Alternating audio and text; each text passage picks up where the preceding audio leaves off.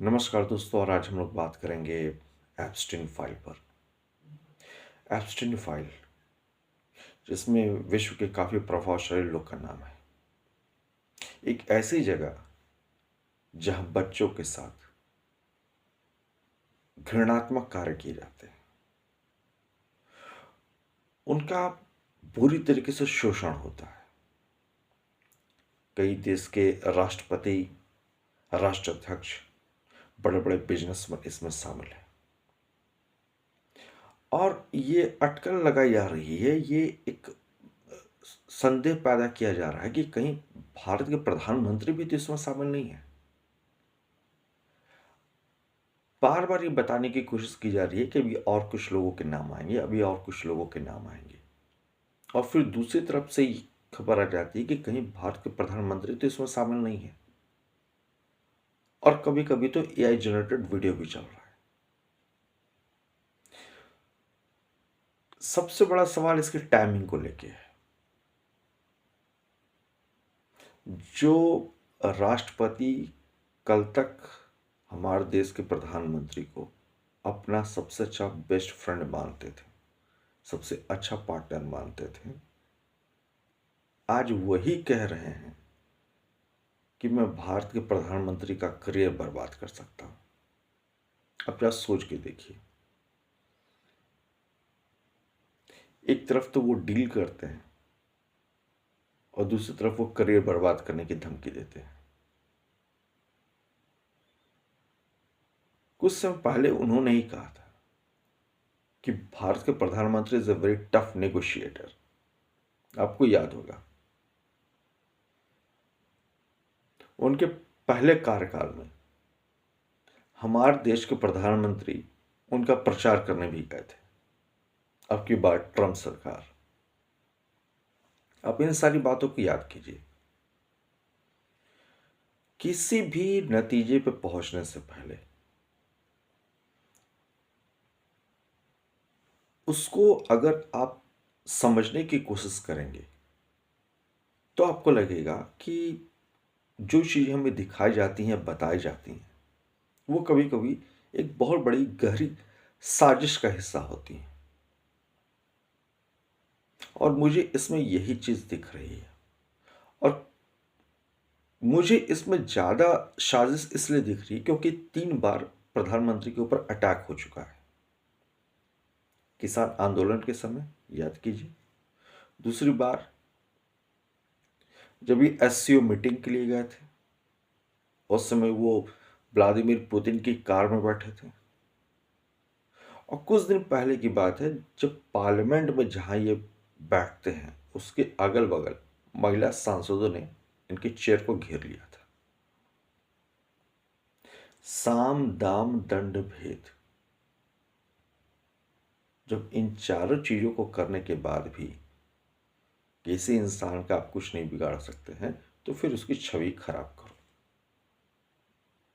Epstein file मुझे इसी की तरफ इशारा करते हुए दिख रही है। क्यों बार बार मीडिया इसको प्रमोट कर रही है? हालांकि ये इसमें कोई बहुत बड़ी और नई बात नहीं है कि मीडिया भी पेड हो चुकी है और वो टीआरपी गेन करने के लिए कुछ भी कर सकती है।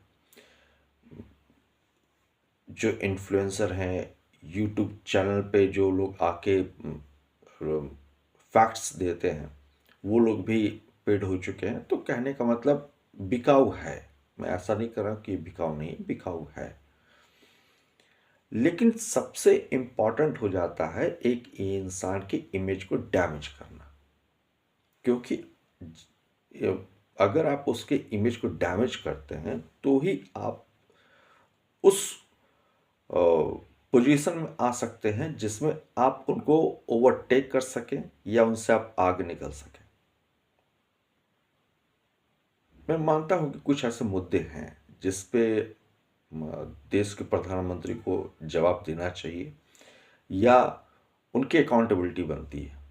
जैसे भी यूजीसी का ही एक मुद्दा था जिसको लेके उनको घेरने की कोशिश की गई। वाकई ये सोचने वाली बात है। लेकिन सिर्फ इसमें भाजपा ही नहीं, बहुत सारी पार्टियां शामिल थी जो ये रेगुलेशन तैयार कर रही थी। तो मैं उसको पॉलिटिकलाइज नहीं करने की कोशिश कर रहा हूँ, लेकिन मेरी जो एक समझ है वो इस बात को लेके है, जब देश आपका तरक्की कर रहा है, जब पूरे वर्ल्ड डिस्टर्ब है, उसके बीच भारत की आर्थिक प्रगति तेज है और बहुत अच्छे रफ्तार से ये आगे बढ़ रहा है। जहाँ पे टारगेट है कि 2047 तक भारत को एक विकसित देश बना देना है। आपको क्या लगता है ये इतनी आसानी से हो जाएगा? इसे कोई रोकने की कोशिश नहीं करेगा। नंबर 1 की कुर्सी अकेली होती है और उस कुर्सी पे अगर कोई बैठा हो तो उसको हटाने के लिए कभी कभी कुछ साजिश भी करनी पड़ जाती है। शायद यही हो रहा हो।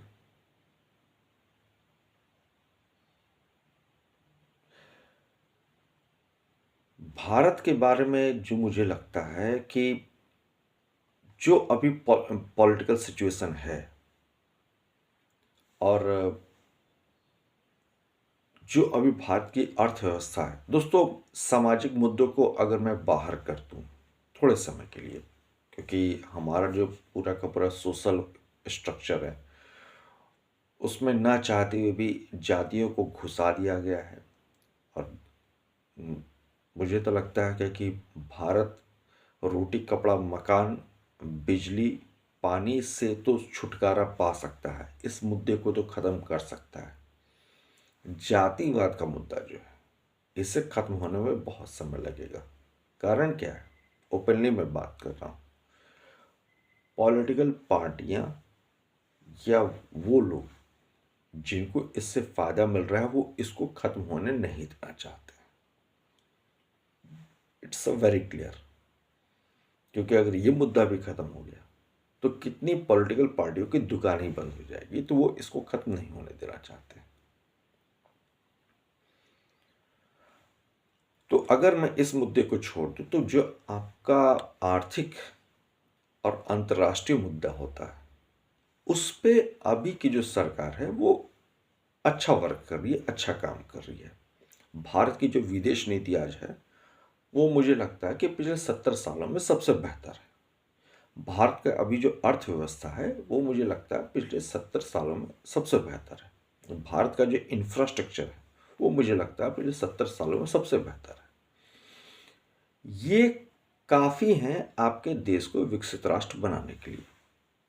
ठीक, अगर इसमें से मैं सामाजिक चीज़ों को बाहर कर दूं तो क्या दूसरे देश परेशान नहीं होंगे? जो बांग्लादेश को डिस्टर्ब कर सकता है, जो पाकिस्तान को डिस्टर्ब कर सकता है, जो और भी कई ऐसे देश हैं जिनको डिस्टर्ब किया जा सकता है जैसे अफगानिस्तान वगैरह, वो भारत को भी डिस्टर्ब करने की कोशिश करेंगे। तो मेरा यही कहना है, अफवाहों पे ध्यान मत दीजिए।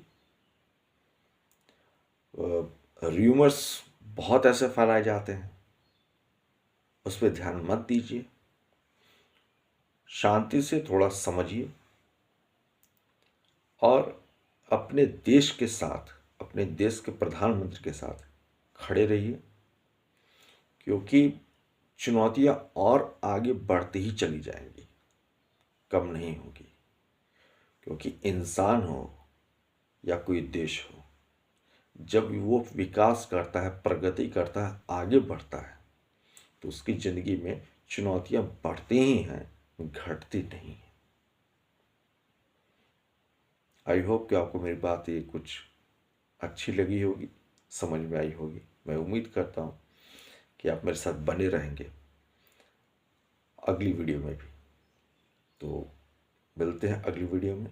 अपना ख्याल रखें और इस पर सोचें, विश्लेषण करें, तो आपको समझ में आएगा कि कैसी चीज़ों को जानबूझ के प्लांट किया जा रहा है जिससे भारत डिस्टर्ब हो। तो मिलते हैं अगली वीडियो में दोस्तों। जय हिंद, वंदे मातरम।